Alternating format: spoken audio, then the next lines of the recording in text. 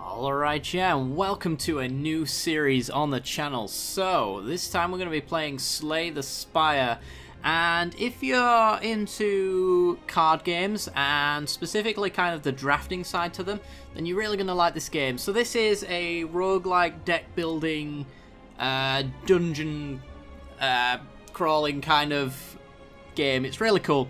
Anyway, so the basic premise of the game is that you start the game out with like 10 cards in your deck, and as you get battles you take cards and you end up building a super deck to fight the final boss.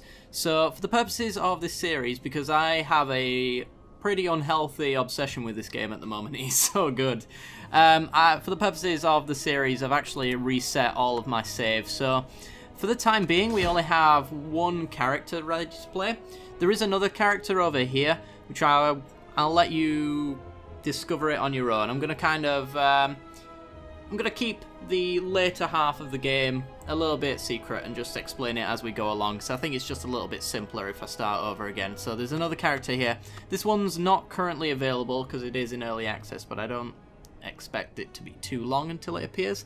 So the Ironclad is the remaining soldier of the Ironclad, sold his soul to harness demonic energy. So this guy is basically, if you put him into a generic D&T kind of archetype, he's just kind of the basic warrior class. So he starts with a relic that says at the end of each combat you heal 6 HP. So throughout every single combat we face, we essentially can take 6 HP for free, and then as we go through the dungeon we're going to be getting XP, which is going to unlock some stuff. So for the Ironclad there's 6 things to unlock before you've fully explored this character. So without further ado, let's embark and I'll show off the game. So this is essentially the dungeon map. So this is how we're going to traverse the first floor dungeon. So we want to go through all of this, going through the dotted lines, one tile to the next, until we get to the final boss at the end. So if we look at the types of places we can go, we've got a basic enemy.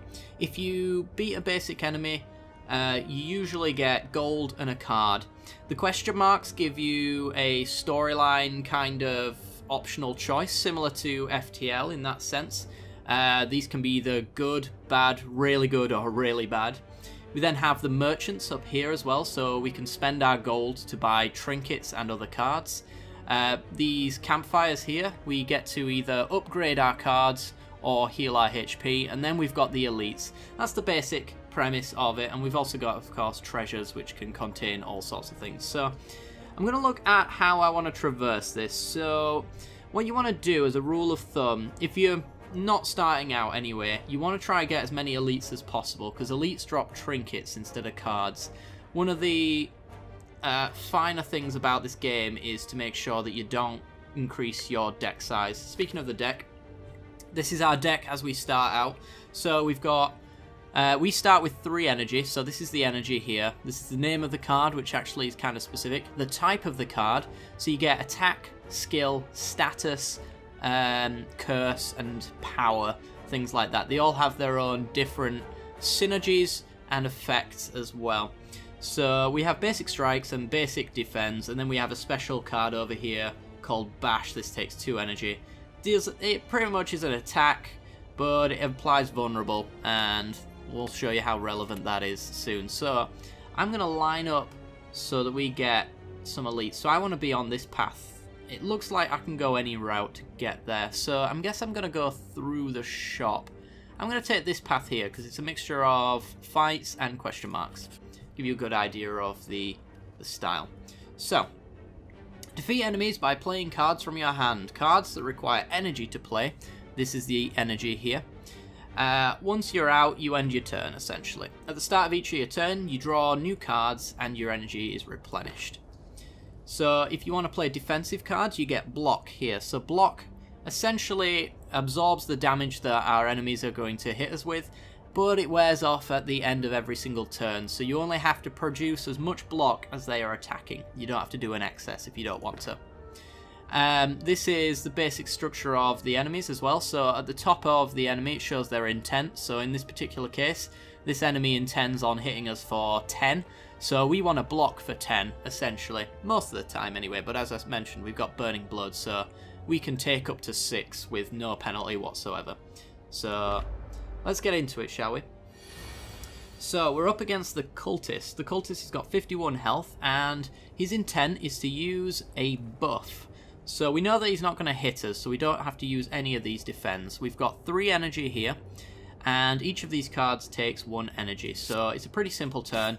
We're going to use 2 of our strikes to deal 12 damage, and for the sake of it, we might as well defend to use up all of our energy. It's not going to matter because we know he's not going to deal any damage. My power is unmatched! Okay, so the buff that he's provided is Ritual. At the end of his turn, he gains 3 strength. So now he intends on hitting us for 6, and then at the end of his turn he's going to hit us. So what I'm going to do, we got 3 energy, so I'm going to bash him, because bashing deals 8 damage and then it applies 2 vulnerable to him. Vulnerable is a debuff that says that this enemy takes 50% more damage from attacks for the next 2 turns.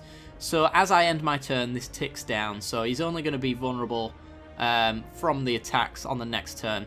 Now I could attack him for 9 here. So it says deal 6 as a baseline, but if you hover over it, actually shows you what it calculates the 50% add-on there. So we could hit him for 9. We know that we're going to heal 6, so it might be worth it to get that vulnerable bonus in, because we only have to deal 22 next turn, and that is possible.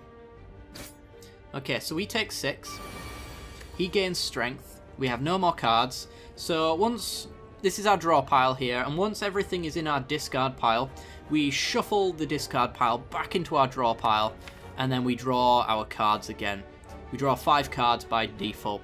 Now it looks like we did not get enough to finish him off here, so we could hit him once and then block twice to take no damage.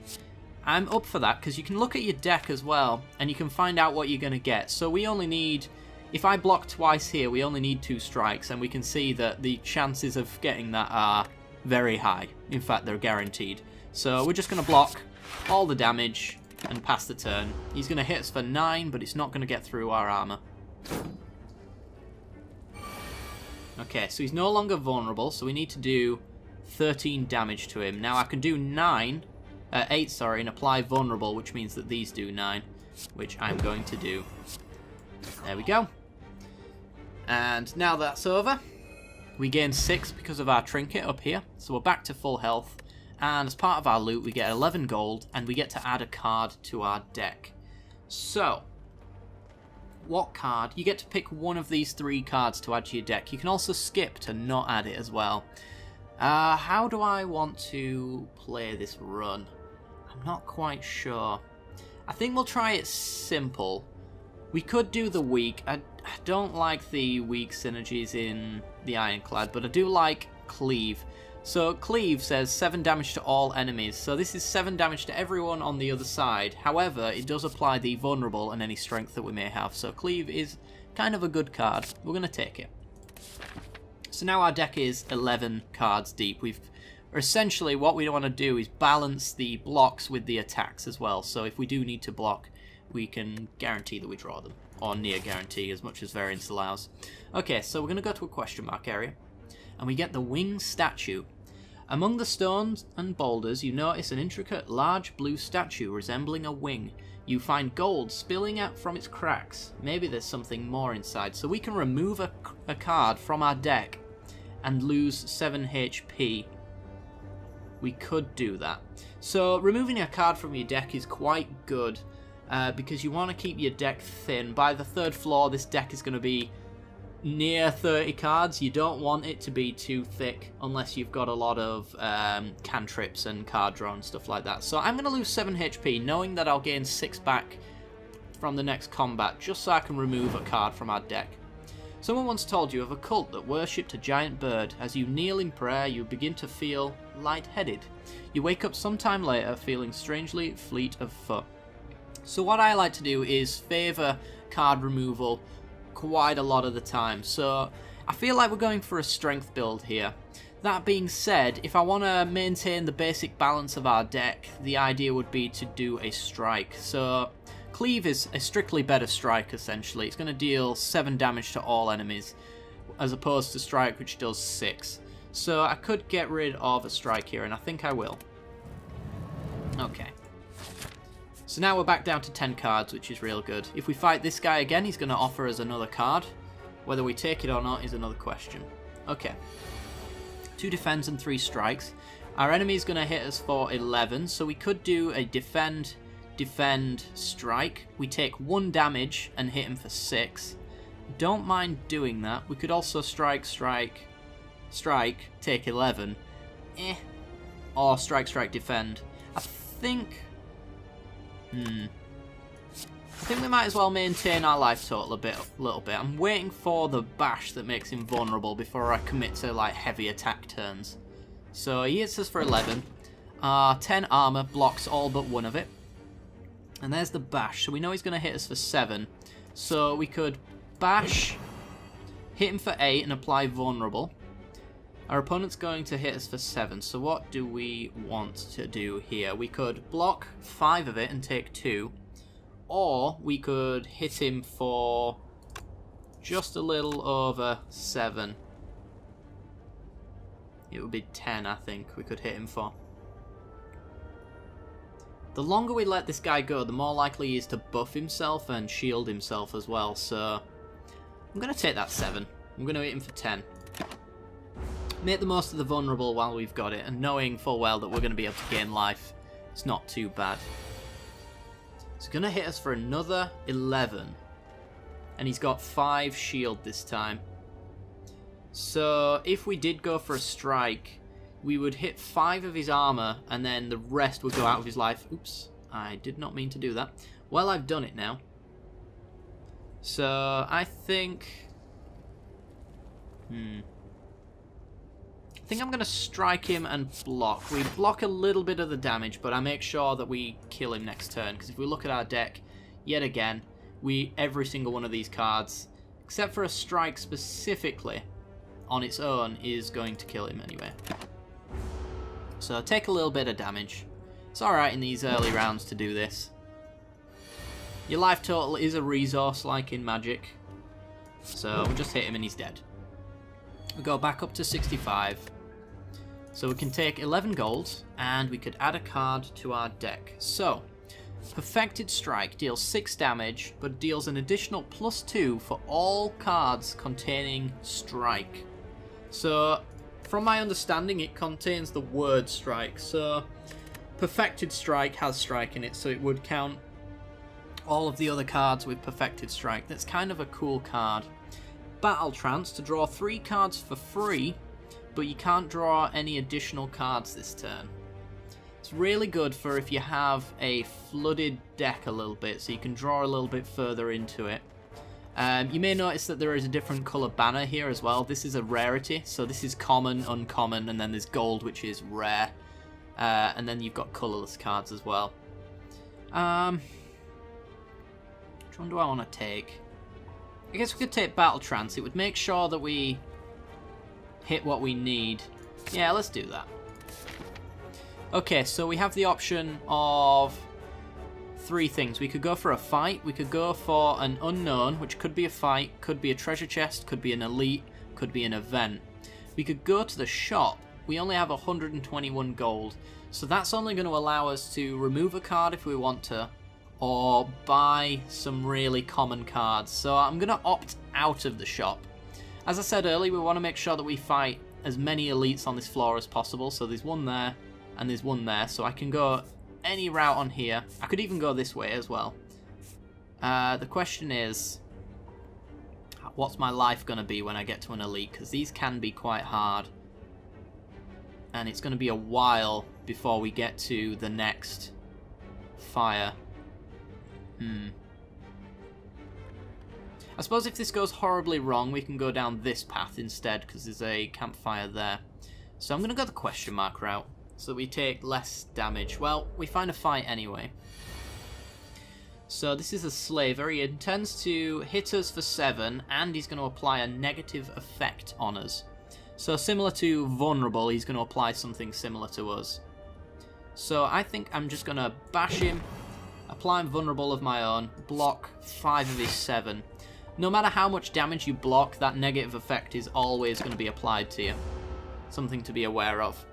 So he's going to rake, and he's going to apply weakened to us. So for this turn alone, our attacks deal 25% less damage.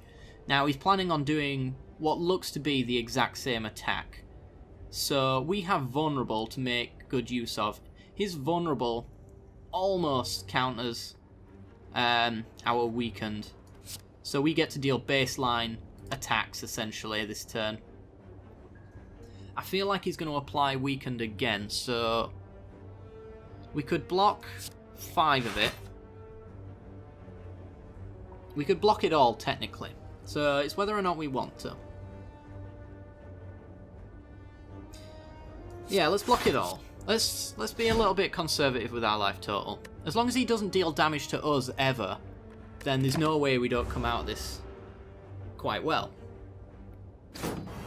So we're going to draw that last card, and then when we draw that, we're going to shuffle our deck back in. He's going to hit us for 12. Okay, we can definitely block 10 of that. We could also Battle Trance to gain some more information. We might as well. So we can't draw cards, but that is our only card draw spell. We could block all of it, but I don't like that. That just doesn't get anything done. We can block all but 2 of it, which I kind of prefer. All but 2 seems fine, and then Cleave is better than Strike, so we'll hit him for 5. I'm kind of waiting for the turn where we get Bash, essentially. And we get our Battle Trance. So the good side of having a small deck size is that a lot of your best cards come out a lot quicker. So every single time we Battle Trance, we halve the size of our deck. Pretty much meaning that we shuffle our deck back in every single turn that Battle Trance appears, at this stage anyway. So I'm going to Battle Trance, because why not? I'm going to bash him, because I need to make good use of that vulnerable. And we could either block and take 2, or we could hit him for 10. I feel like with the vulnerable attached to him, we can already guarantee that he's going to die, so I'm just going to block as much of the damage as possible. Remember, we are lining up for an elite, so my life total, I would like it to be as high as possible just in case it goes horribly wrong. Okay, Battle Trance has appeared again, so why not? And vulnerable is not something that stacks, so if we apply 2 vulnerable, that just means we apply the effect for 2 more turns. So if I can kill him here, which I think I maybe can.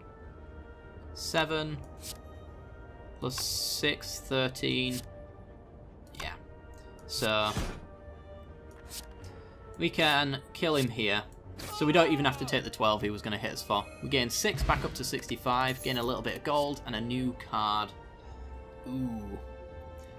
Dropkick is the first sign of a synergy in our deck. So Dropkick is 1 energy. Deal 5 damage to an enemy. If they are vulnerable, we essentially gain the energy back and draw a card. So this is a free attack if we've got vulnerable, which is what our bash applies. So I think I'm going to take Dropkick. There's also an argument for Headbutt as well, because that allows us to put a card from our discard pile on the top, guaranteeing we draw it again. I don't really care for that though with our deck size. Dropkick is just so much better. Okay, so we're going to go for a fight. Okay, we've got Fungi Beasts. So these are going to hit us for 6, and this one's going to buff. And they've got an effect as they enter as well. On death, they apply 2 vulnerable to me. So that means I take more damage if they die. So what I want to do then, ideally, is make sure that they die roughly at the same time, so that the vulnerable doesn't affect my life total in a meaningful way. So I think it's just going to be a bash and a defend here. Take 1.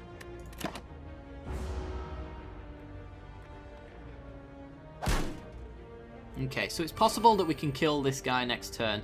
So his effect is actually just increase his strength by 3. So you can imagine if I kill this guy, apply vulnerable to myself, that 9 becomes a lot more, so it's something to consider. do I just take loads of damage, or do I defend, strike? If I could kill this guy, which I can in 2 cards, I don't take the 6, but I take 9 plus the vulnerable added on there. So I pretty much still take this hit regardless, but I take a guy off of the table. I think that's worth it. So I've got vulnerable now. I take 50% more damage. He's going to hit us for 13. We block 5 of it. Okay, so we take 8. He's going to buff, so this is my chance. Yeah, this is my chance to deal a lot of damage, because we've even got the drop kick in hand. So I'm going to apply vulnerable to him, which means he's down to 14, takes extra damage. Drop kick now becomes free because he is vulnerable.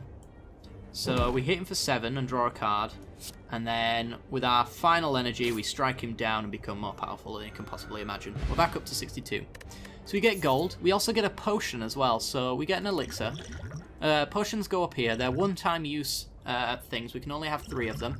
This one exhausts all status and cards from our hands. So exhausting essentially is like exile or banishing, that kind of thing. So it removes them until the end of the combat. So we can drink or throw them, and they'll stick with us between rooms.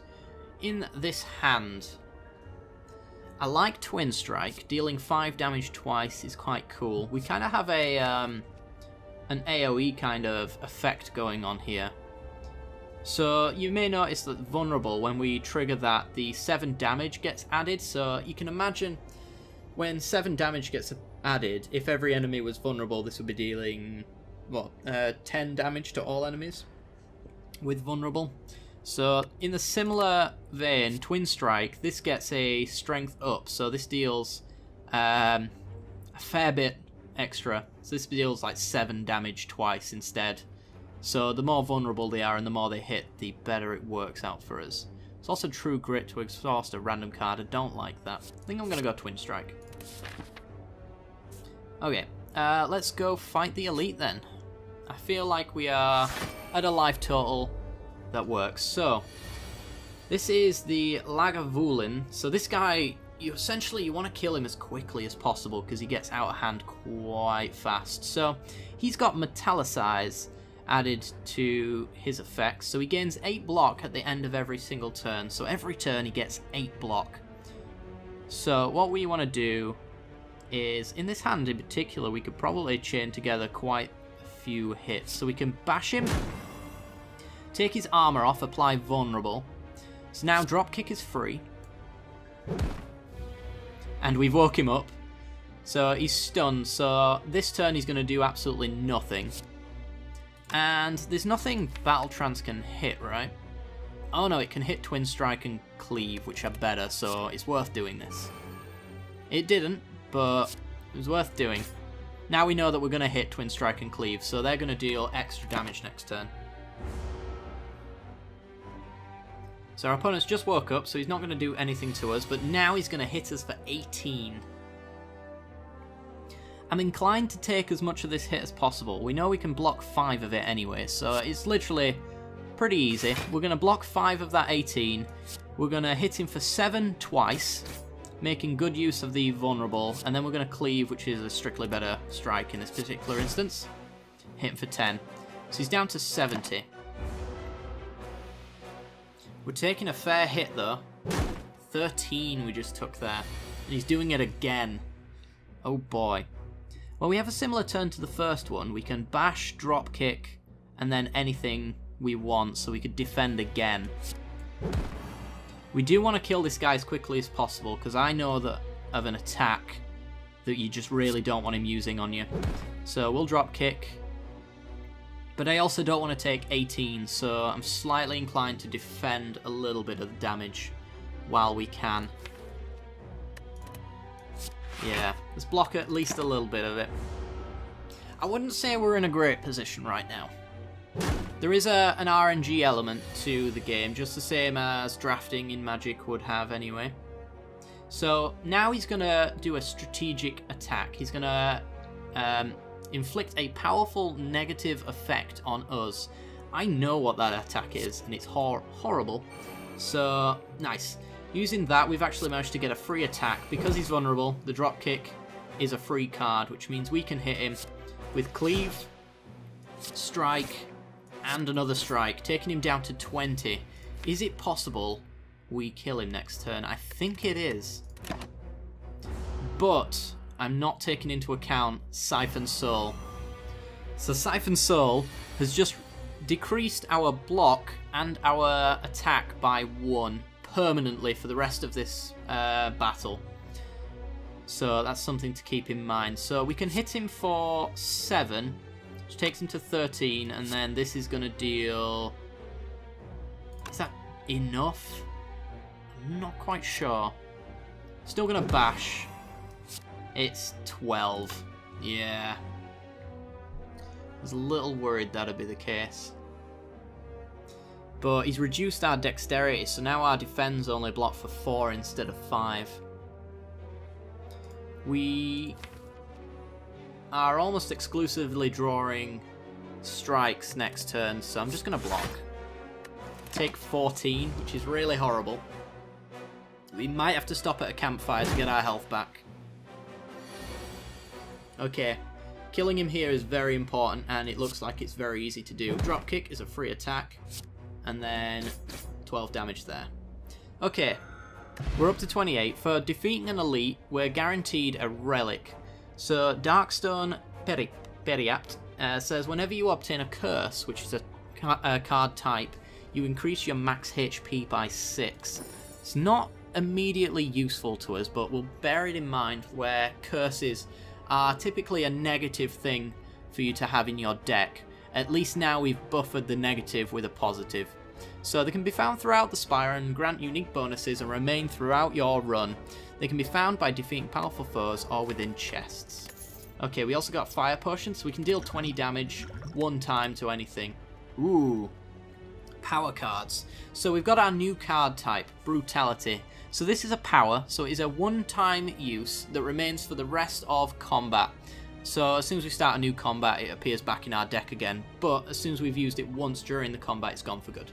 At the start of your turn, lose 1 HP and draw a card. Ooh. Losing HP and drawing a card. Huh.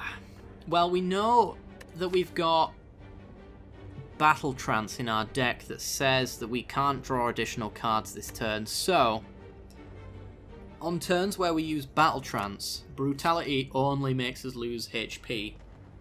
So as much as it is a rare card, I don't think I'm going to take it. I'm going to try and keep my deck a little thinner, maybe even taking Flame Barrier, which is the blocking side of the block equivalent of Bash in a sense.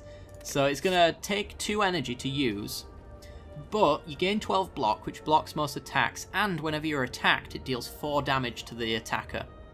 That is not reduced by strength reductions or anything like that. That is guaranteed 4 damage, essentially. I'm going to take Flame Barrier. Okay, where's our campfire? It's up here. So all we have to do is survive this attack and have this unknown area not be something horrible. But unfortunately we miss out on the second elite going that way, but we're not in a position really to fight the second one anyway. Unless these give us like full health in some weird way. Which I doubt and I will not rely on. Okay, we have got ourselves the Looter. The Looter is going to hit us for 10. And he's got an ability, says the Looter steals 15 gold whenever it attacks, even if it attacks into a block. That's going to happen. So I'm going to Flame Barrier. I'm going to block his attack entirely, and when he hits me, he's going to take 4. And then I get to hit him. What you want to do with the Looters is kill them as quickly as possible. There is a tell. Eventually they leave with your gold. So if you don't kill them quick enough, you don't get your gold back. Something to keep in mind. Okay, we are going to go Battle Trance, because I want to draw Bash and Dropkick. And I draw Bash and Dropkick, wonderful. So we can Bash, Dropkick, Defend, essentially, and only take 5. Make him vulnerable. Down to 20. I don't think we got lethal. We can only deal 10. So I'm just going to block half of the damage. We could Fire Potion him. I feel like I can take this 5 though. We net 1 life off of this battle. Pretty much. So with that in mind, I'm fine. As long as we kill him here, there's no issues, and looks like that's perfectly acceptable. 14 damage right there, and an extra 10 right there. So we kill him, we get our stolen gold back, gain 6 life from our burning blood. We get a weak potion, so we can apply 3 weak. So when we are weakened, we deal less damage. It's essentially the same thing. For 3 turns, they deal 25% less damage. And, ooh. Metallicize is pretty cool. Thunderclap synergizes with our deck as well if we're applying Vulnerable. I do like Metallicize though. You can make a blocking deck. It's not too early to actually change our strategy. But we need to decide on one real quick. Because I was hoping for strength upgrades and things like that with this run, and we're just not finding them. You seem to be finding a lot of block-related cards. So I think I'm going to take Metallicize. Metallicize is a power, essentially. It says at the end of your turn you gain 3 block. So every turn, guaranteed, whether we defend or not, we block 3 damage. Okay, we want to go to the campfire because I want to gain some life back. There's 3 battles before another campfire where we'll probably rest for the final boss. So we've got 188 gold here as well. So we've arrived at a shop. And he's got quite a few options. So this is the basic layout of every single shop that you go to. You've got your usual common and uncommon cards here. And then there's usually 2 special colourless cards. Colourless cards appear on whatever run you've got. And this one's usually an incredibly rare one, but it might not synergize. We've got 3 different trinkets we can choose from. We can only afford this one here, and then we can buy potions, and we can also remove cards. This is a really important service, but a lot of the time, if you're a starter, I would recommend using this mostly just to get rid of curses and stats effects that you might find in your hand. So, Orichalcum. If at the end of your turn you end without any block, you gain 6 block. Well, that does not synergize with our Metallicize, so we're not going to take that. We could take Iron Wave. Iron Wave is an attack that gives us block. So we're attacking and defending simultaneously with Iron Wave. I do like the idea of that. And Thunderclap is all on sale. 1 card is usually always on sale as well. I think we take Iron Wave. It's not like the most overpowered card, but it is something that works with our deck. There's also Dramatic Entrance as well. Innate says we start the combat with this in our hands. This is always in our starting hand, and it costs 0. So essentially, we can start every single combat from now until the end of this run by dealing 6 damage to all enemies, but we can only do it once because it does have Exhaust attached to it. But as you can see, there are cards that benefit from Exhaust over here. I'm going to take Iron Wave. And I think I'm going to just preserve my gold for a later shop. Maybe one where we can get one of the better trinkets. Typically you want to come to the shop with about 300 gold. Because you can afford anything then. And you're not really going to leave the shop disappointed. You always want to leave every single one of these tiles a little better off for doing so. So we're going to go to a treasure area. This is probably going to give us a trinket. We get the Sundial. Every 3 times you shuffle your deck, gain 2 energy. That's really good for our deck. Because, if you remember, we were actually shuffling a lot of times during a combat. And the longer it goes on, the more beneficial it's going to be. Ooh, this one's cool. The Cleric. A strange blue humanoid with a golden helm, approaches you with a huge smile. Hello, friend. I am Cleric. Are you interested in my services? The creature shouts loudly. Oh, sorry. Didn't read ahead. So, we've got 3 options. We can... We can pay 35 gold to heal up to 49. We can pay 50 for him to remove a card from our deck. Quite important. If we do this option, then I could go to the campfire and I could use this to upgrade a card instead of resting. I feel like we're going to be resting at either this one or this one guaranteed. But if I upgrade one here, the odds of killing the enemies that appear quicker and more efficiently actually become a thing. I'm going to pay to heal. A warm golden light envelops your body and dissipates. The creature grins. Cleric, best healer. Have good day. Alright, so we go to the campfire. So we got two options. We can heal 30% of our max HP, which is quite important in some instances, but if you can help it, you always want a smith. Smithing allows us to upgrade a card in our deck. Remember, I can actually just cancel and go back and change my mind if I want to, but as soon as I've upgraded a card, that is it. So, if we look at our deck, we've got a few options. We don't want to be spending upgrades on strikes and defense. That's almost guaranteed, don't bother. We could upgrade Bash, which does 10 damage instead of 8 and applies 3 vulnerable instead of 2. That's kind of good. We could Cleave, which does 10 damage to all enemies instead of 7. The more enemies, the better. Battle Trance draws 4 cards instead of 3. I'm not so fussed about that one. Our deck's not big enough for that to really matter. Dropkick is kind of a good one. We deal 8 instead of 5, and this is usually always a free attack, so that's kind of good. Twin Strike, 7 instead of 5. Flame Barrier. Flame Barrier gains 16 block instead of 12, so an extra 4 block and an extra 2 attack. If they attack us. Not bad. What does Iron Wave do? 7 and 7. I think Metallicize is 4 instead of 3. It's a tough one. I'm torn between Flame Barrier, Dropkick, and Iron Wave. I feel like Flame Barrier is going to be really useful against the boss, blocking as much damage as possible and dealing as much damage as possible. But it is a bit defensive. Right now I think we're more attuned to offense at the moment. It's kind of a mixture, really. We haven't locked down our deck style at the moment. The cards we've been getting haven't really forced us into any particular strategy, which is bad. It's not good at all. You want to have a good, clear outlook of what your deck wants to be before the end of the first round, typically. Or the first floor. I'm going to upgrade Flame Barrier. I think this almost guarantees it blocks like 90% of the attacks and it deals extra damage. So we can always Flame Barrier every time it appears, really. Ooh. 4 enemies have appeared.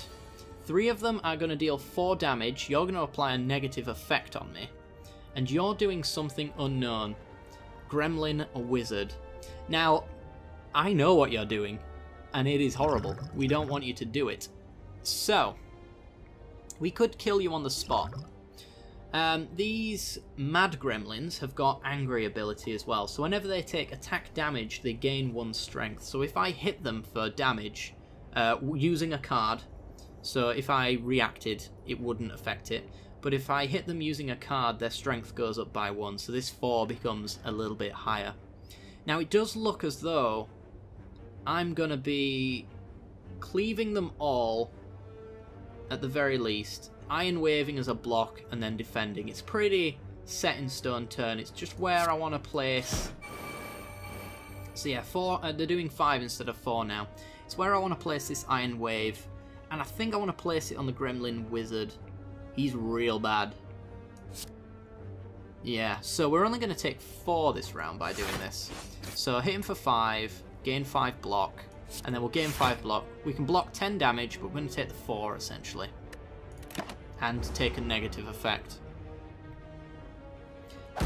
Okay, we get weakened, so we deal 25% less damage for a turn.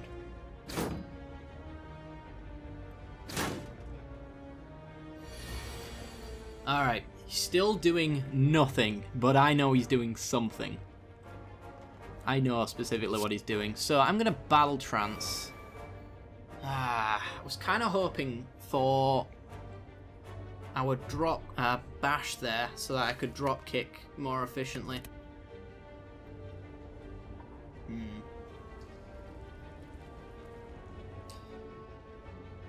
You need to die. Can't let you live. Can I kill you in 2 cards? Or am I going to have to use the fire potion? So, I get to deal 8 damage with strikes. You're going to deal 6 damage. So in order to kill you without using a potion, I have to not block and take 14. I don't like that, so I think I'm just going to kill you. Okay. There'll probably come a time when you find out what that guy does, but for me, right now, it's not worth the punishment that he'll give to me if I let him do that. I'm going to metallicize. So we've essentially, without actually exhausting a card, we've exhausted one. So in every single turn now, when we end our turn, we gain 3 blocks. So I'm taking 11 now. So we could block a bit.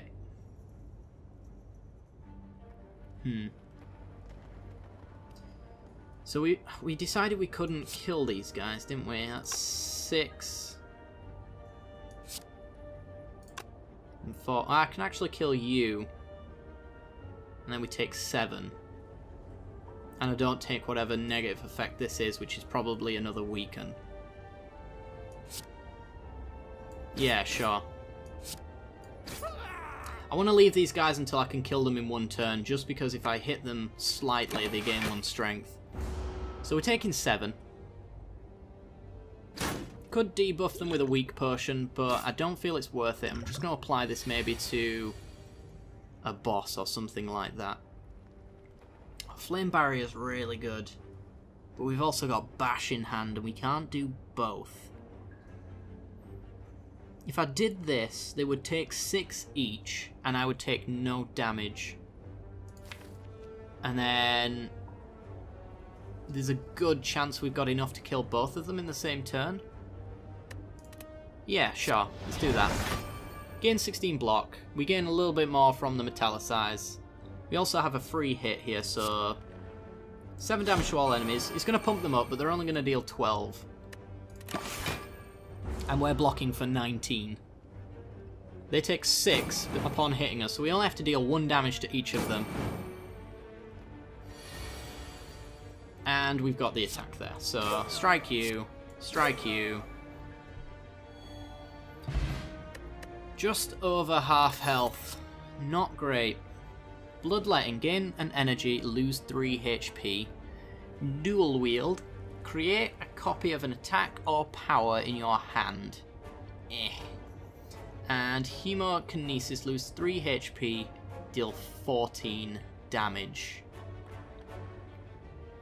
That's a lot of damage, but that's also guaranteeing we take damage. If we're in a blocking deck, then we're kind of going against that strategy there. We do gain 6 at the end of combat, so we could use this twice, technically, and it would just be like a normal run. I just don't like any of these cards. I'm going to skip them. Don't forget your rewards. Oh, I haven't forgot them. I don't want them. Alright, we've got 2 more battles coming up, or at least 1 battle and a question mark. I'll probably go for the question mark, just so I can heal to the highest amount of HP possible. Alright, we're up against the mushrooms again. So when these guys die, remember they are going to deal vulnerable to me. So what I can do is just Flame Barrier for a free turn. Hit them for 6 guaranteed, and I can also take this time to use my power metallicize as well. I think that's a reasonable turn. Knowing that they're both going to attack me means I can get full use out of that card, because sometimes these guys like to buff themselves. So I really want to take advantage of the double attack there. Okay, so we can do 7 to all enemies. If I can deal 16 to you, I don't take damage this turn. So there's 7. We just have to make up 9, so we can easily do that. We do apply vulnerable to ourselves, but we know this guy's going to power himself up, and if memory serves, he's just giving himself a strength buff.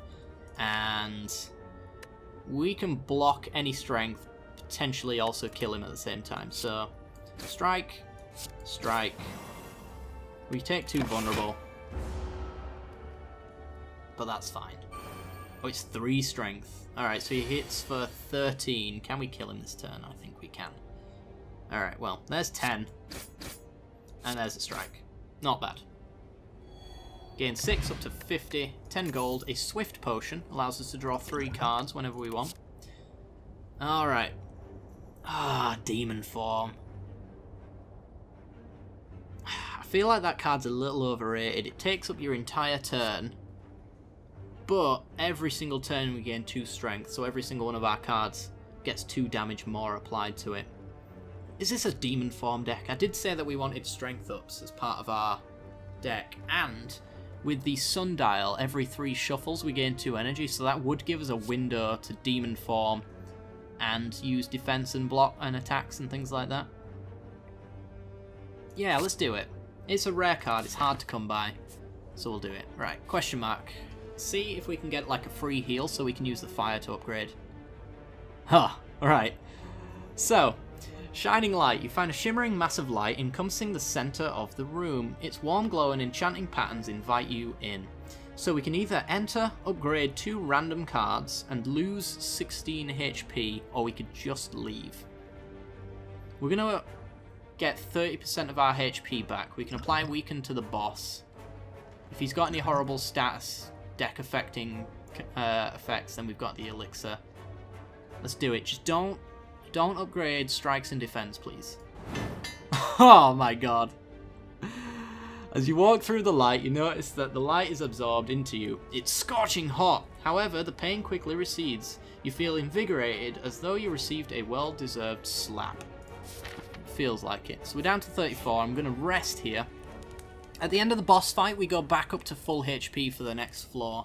So, as much as I would love to not rest, knowing that this is going to go back up to full HP at the end of the battle, I'm not confident we can win with 34 HP. So I'm going to rest, and we go up to 58. 58, I can beat a boss with that. Let's have a look at our boss. Oh, it's this one. Okay. So, this is the Guardian. The Guardian is going to use... you can see these 2 effects are actually merged together. He's going to block, and he's going to use a buff. He's also got mode shift as well, so when he takes 30 damage, he switches to defensive mode. This is really important, because we're going to be able to interrupt some of his attacks if we can deal 30 damage in time. I feel like Demon Form setting up a strength buff helps us get there. And he's not attacking us, so I feel like this is a free turn. Ish. Pass our turn. We'll save the weak for when he actually tries to attack us. So he's going to gain 9 block. He's going to hit us for 32. Whoo! Let's throw that weak potion at you, shall we? Now he's dealing 24 for the next 3 turns. He's got 25% less damage. Okay, so... we get essentially another +2 onto every single attack we deal. So Bash now deals 10. We could apply Vulnerable in order to deal extra damage. I think that's quite important. We also have our Strike Plus in hand as well. And we block a bit of damage with Iron Wave as well. So this makes him vulnerable. This now deals 10 damage, same as our Bash did. And it applies 5 block. We need to deal 19 damage to interrupt him. Fierce Bash. Down to 39. Now he's going to inflict a powerful negative effect on us. And we've got all the defense cards in the world. So I'm going to Battle Trance first. Draw the first 2 and then shuffle our deck in. We get Bash again. We could interrupt this. I can't quite remember what it does. So I think out of fear alone, we can Cleave Strike to interrupt him, and we can Metallicize, which gives us block. Oh, this deals 16. Oh, wow. Yeah. So these don't actually accurately represent all of the time. So if you point them at the enemy that you plan to use it on, it'll actually give you the correct count. So you don't have to worry about calculating the 25% and the 50% at all.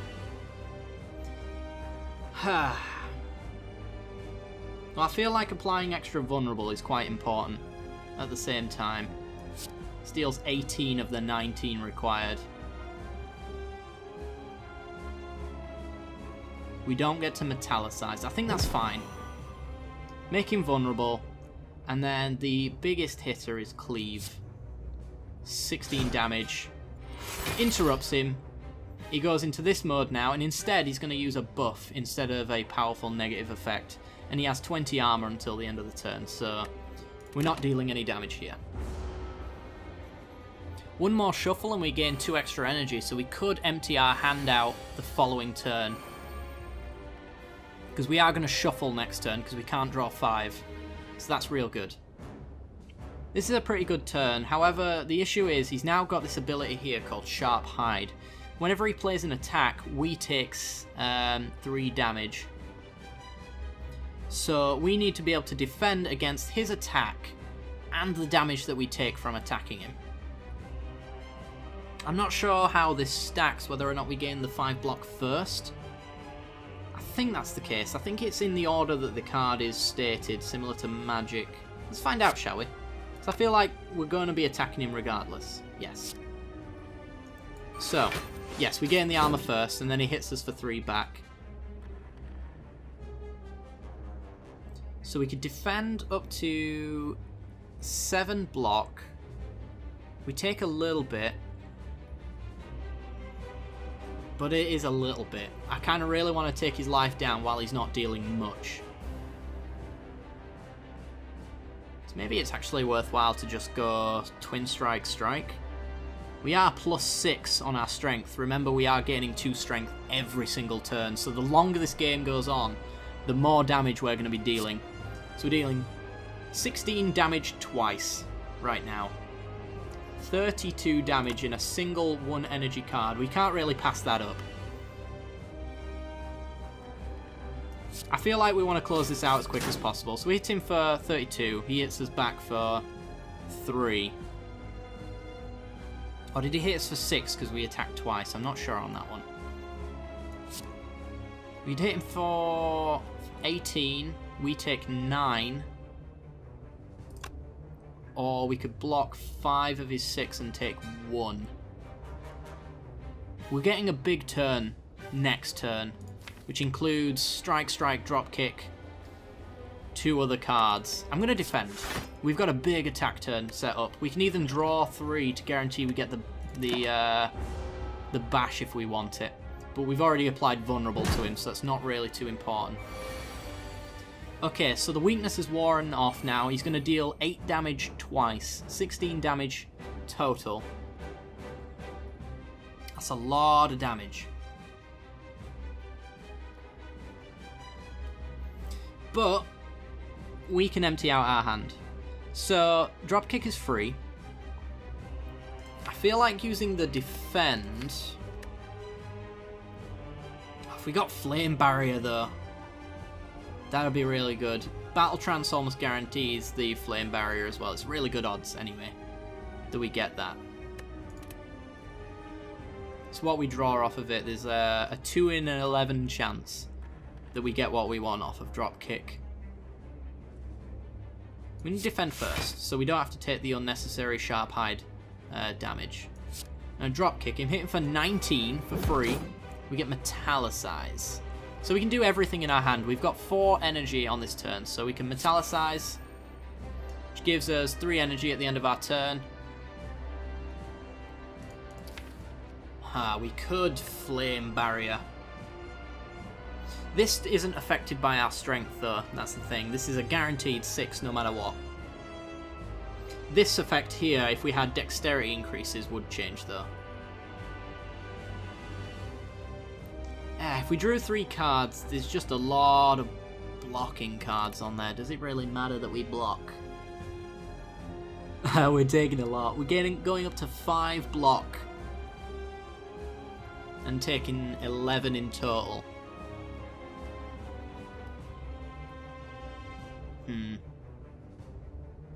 Well, Twin Strike guaranteed. We're hitting 19 twice. He's down to 70.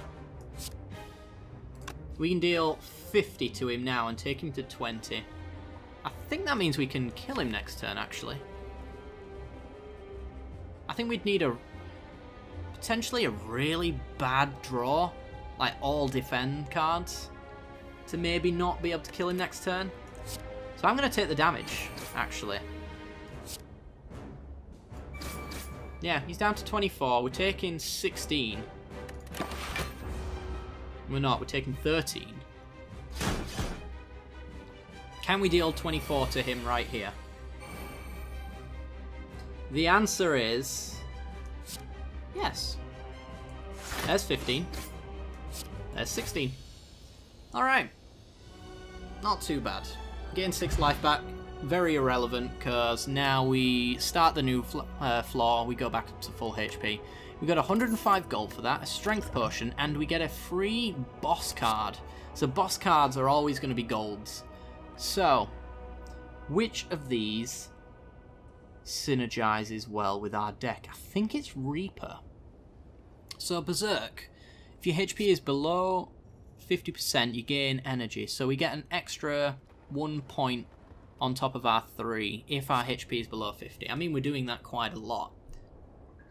But Reaper, on the other hand, is kind of the opposite thing. It deals 4 damage to all enemies. This will increase if our strength increases, and we heal for all of the unblocked damage. I think gaining HP, hedging on gaining HP, is a little bit better than working so that we're always below 50. Because like the first half of every floor, this is just going to be offline and completely dead in our hand. I feel like this one. There's also Offering as well. That is a very important card, but yet again, if you remember with our Battle Trance, it doesn't synergize with it. I'm going to take Reaper. Alright, so we complete the floor. We also get a boss trinket. Now then, some of these are usually horrible, but having Tiny House means that we're guaranteed to have one that's not completely atrocious. So, Runic Pyramid. At the end of your turn, you no longer discard your hand, but you draw 1 less card each turn. So we draw 4 cards, and we don't discard our hand. That does not synergize with our Sundial, so that one's off the table. Velvet Choker. Gain 1 energy at the start of each turn, so for the rest of the game we have 4 attacks, but we can't play more than 6 cards per turn. More than 6. That means that we dump the dropkick synergy, unfortunately, because we can't chain these together as effectively anymore. Let's think, we draw 5 cards during a turn. Typically we might Battle Trance, which gives us an extra 2. We've got quite a lot of 2s in our deck and 3s. I think we can take the Choker. The other alternative is the Tiny House as well. Obtain 1 potion, which we can't make good use of. Gain 30 gold, which is pathetic. Raise your match HP by 5, which I don't really care about, and get a card. I'm going to take the Choker. I think the Choker is just really good in this circumstance. Alright guys, well, we're going to proceed. We're going to go to the second floor. But I think for the purposes of this series, I'm going to restrict every episode to a single floor, because these can go on for quite some time. So, in the next episode, we're going to tackle floor number 2 and hopefully see where we get from there.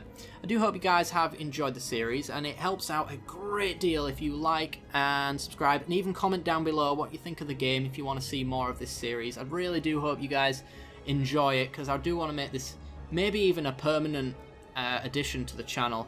It's one of those games that's got so much to look at that it's just going to be a long time until it becomes stale. So, and I think every 2 weeks as well, the developers add new cards to the game as well. So there is really so much to see in this game, and I can't wait to show it for you guys. But that all comes down to your support as well. So don't forget, like and subscribe. And if you want to get notifications when the next video goes live in the future, don't forget to hit that little bell icon right next to the subscription button, and that'll give you the notifications you're looking for. Really hope you guys have enjoyed, and I'll see you next time. Bye bye.